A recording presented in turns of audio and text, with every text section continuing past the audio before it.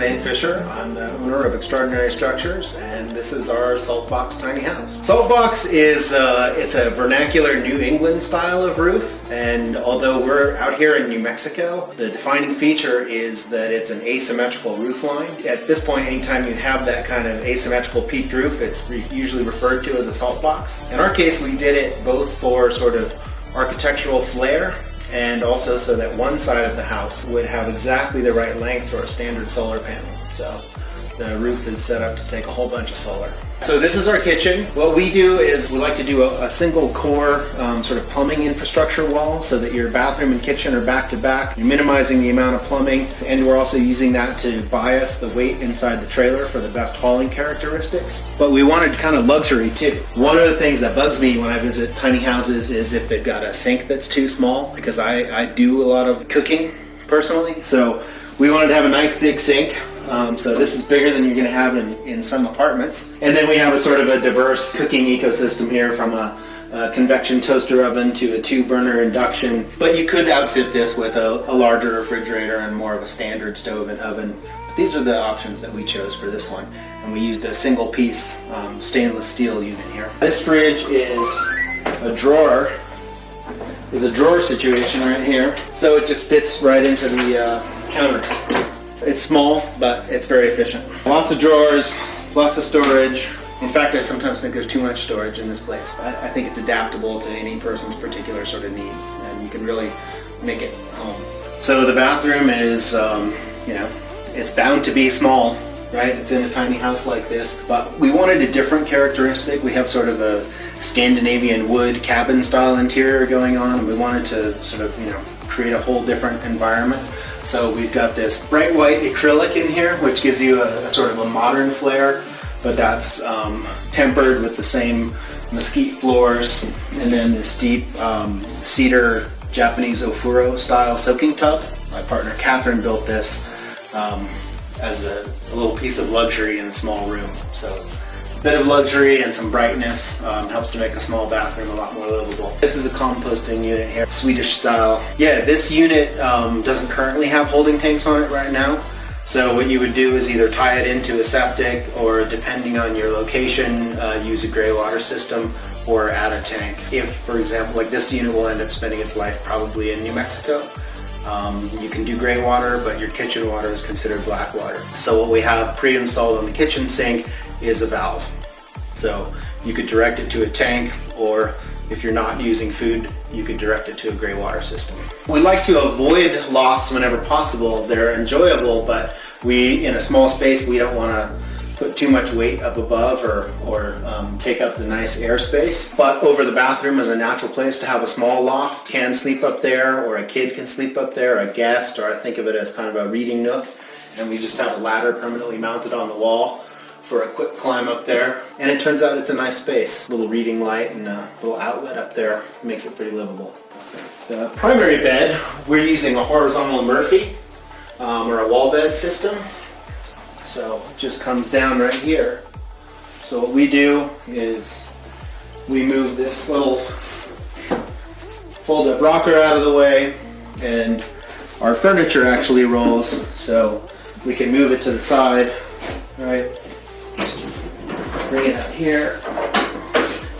And this guy is what actually ends up supporting your bed, so that they're not in your way when you get out of bed in the middle of the night.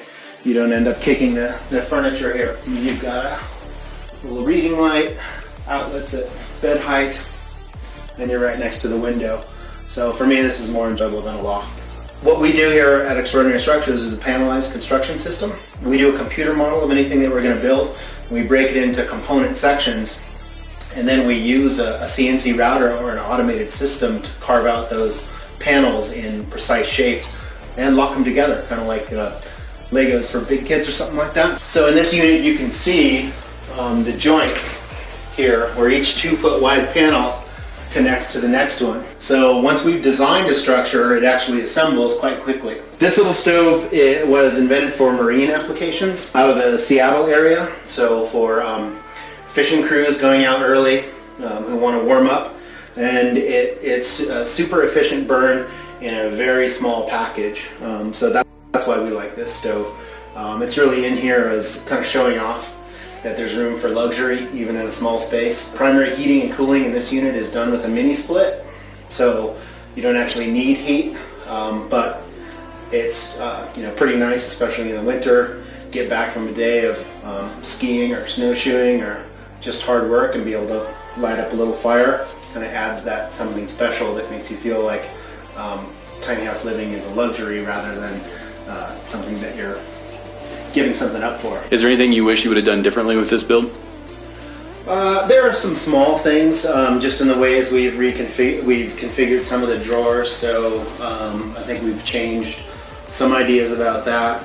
We've learned some lessons about how to run infrastructure in the most optimal ways, especially if we're not building the whole unit for someone, or if we're providing a shell, which is something that we do, how to make sure that it can work really well for electrical and plumbing trades. Part of that is the tiny configuration, and part of that is using a panelized construction system like we do. Overall, I think we're pretty happy. We've got other floor plans that we're working on that are different, but this one has a lot of versatility in it for us. Where do you see the future of this? Do you see this as something that is going to be progressing for many years to come, or do you see this as something where it's going to be a niche, small market that's always been there, but now they're starting to become more aligned with the thought process of the tiny home living?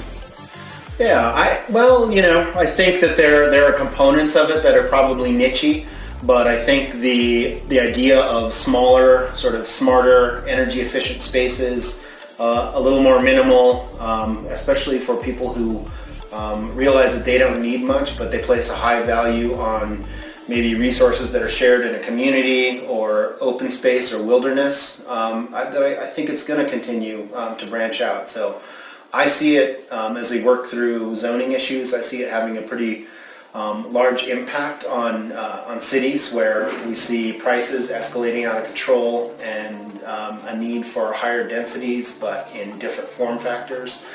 And I see it as a way to add to a sort of healthy housing ecosystem overall as we move forward. So I think there's a place for it, and as we see, we're doing a panelized system that allows for sort of rapid assembly, and there are other people out there who are not just building small, but also innovating in the housing construction area. And so to see companies coming up like that is exciting, and I think does point to the